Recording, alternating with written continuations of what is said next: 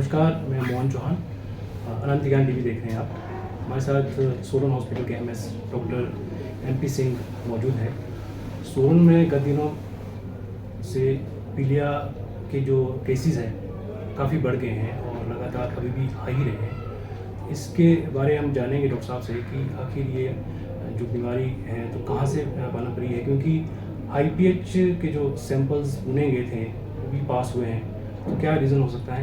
Doctor साहब, सबसे पहले आपका स्वागत है सर। और ये जो पीलिया के केसेस सर बढ़े हैं तो क्या कारण है उसका? अब तक सोलन हॉस्पिटल में कितने अभी तक रिकॉर्ड हो चुके हैं? अभी तक 15 दिसंबर से लेकर पिछले कल शाम 5 बजे तक 90 केसेस आए हैं जो पीलिया के हैं। इसमें से काफ़ी ऐसे भी हैं कि जो बाहर के हैं, कोई नोनी के हो गया, देवठी के हो गए, घट्टी का हो गया, या उधर राजगढ़ या हाफन के भी हैं।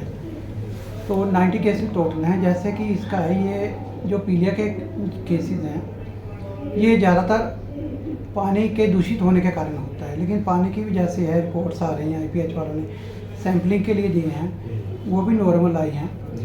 तो इसमें ऐसा लगता है कि जैसे खाने पीने के हमारे जो तरीके हैं, जैसे मतलब बाहर ये चाउमीन वगैरह या मोमो वगैरह खाते हैं, या गोलगप्पे वगैरह खाते हैं, या फिर जूस वगैरह बाहर पी लेते हैं रेडी वगैरह से, तो उसके कारण होने के ज़्यादा चांस हो सकते हैं। कि पानी का जो उनका होता है बर्तन धोने का, या फिर जो साफ़ सफाई का है, या गोलगप्पे के लिए जो पानी बनाते हैं उसमें अगर स्वच्छता का ना ध्यान दिया जाए तो फिर उसके कारण हो सकता है।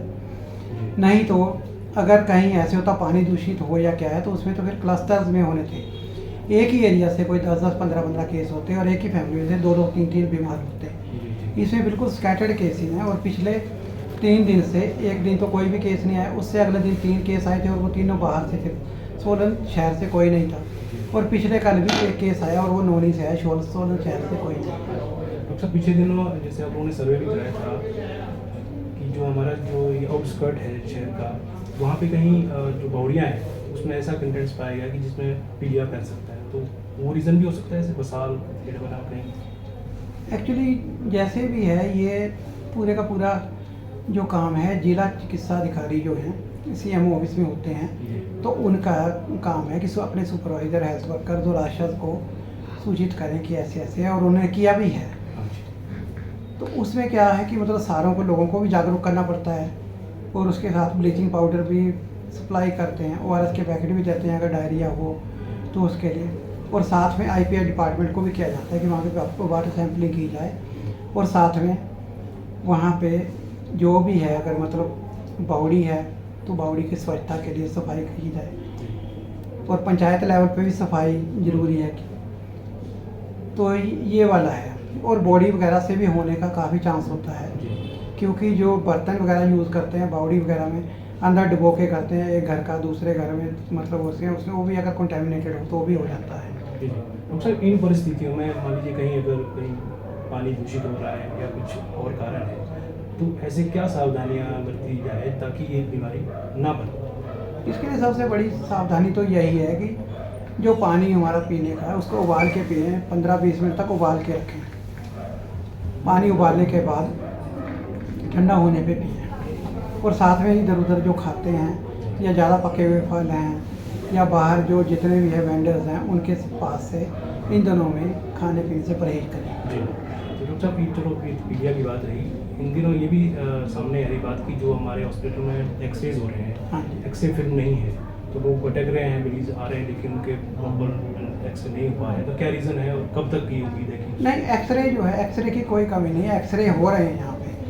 सिर्फ ऐसे है कि जो हार्ड कॉपी में फिल्म मिलती है, फिल्म की प्रॉब्लम हो रही है थोड़ी। उसका भी कारण ये है कि कल्चरल लैब के साथ हमारा एग्रीमेंट है हमारी सरकार का, तो उधर से सप्लाई के लिए, एक्सरे फिल्मों की सप्लाई के लिए लेट हो गया, कोई इनकी कंसाइनमेंट थी गुम हो गई है, उसके कारण प्रॉब्लम हुई है। नहीं तो आज तक प्रॉब्लम नहीं हुई थी। लेकिन उसके बारे में भी उनको लिखित रूप में सूचित कर दिया गया है कि आगे से कम प्रॉपरली फिल्में यहाँ पे हों, और 25% जितना महीने का कोटा है उसका 25% हमारे पास रिजर्व में रहना ही चाहिए। डॉक्टर साहब, आपने हाल में ही यहाँ पे कार्यभार संभाला है MS का, तो आपने कुछ ऐसी पोल्स भी देखे होंगे जो थोड़े डिस्टर्ब करते हैं पेशेंट्स को प्रॉपरली। कई बार ये कि भटना पड़ता है, या डॉक्टर्स की कमी लगी हो कुछ इस तरह किसी वार्ड में स्पेशली?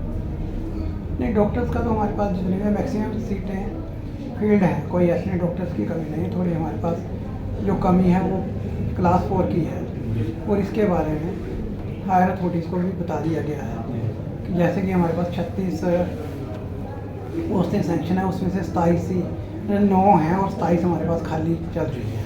तो क्लास 4 के कारण ज़रा मुश्किल हो जाता है और लोगों की सुविधा के लिए, ताकि उनको ना भटकना पड़े।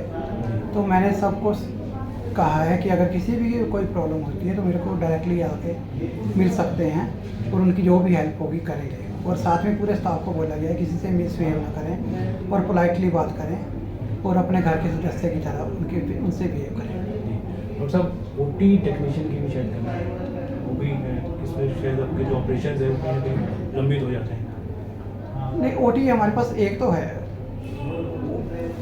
साथ में एक और है कि थोड़ी एक और कमी लग रही है। जैसे एनेस्थेटिस्ट है, एनेस्थेटिस्ट हमारे पास एक ही है, जबकि 3 ओटी कई बार चलते हैं और उसमें एक ही हो, कभी छुट्टी जाना हो तो फिर हमारे को ओटी भी कैंसिल करना पड़ता है। तो इसके लिए सरकार के से पहले भी बात की है और आगे भी डिमांड रखेंगे कि एनेस्थेटिस्ट कम से कम एक और साथ में ओटी एक और। जी डॉक्टर साहब, आपसे बात करने के लिए बहुत बहुत धन्यवाद। ये थे डॉक्टर MP सिंह, और हम जिन्होंने मीडिया संबंधी जानकारी साझा की और लोगों को ये भी बताया कि किस प्रकार इससे इस बीमारी से बचा जा सकता है। तो अभी तक के लिए इतना ही। नमस्कार।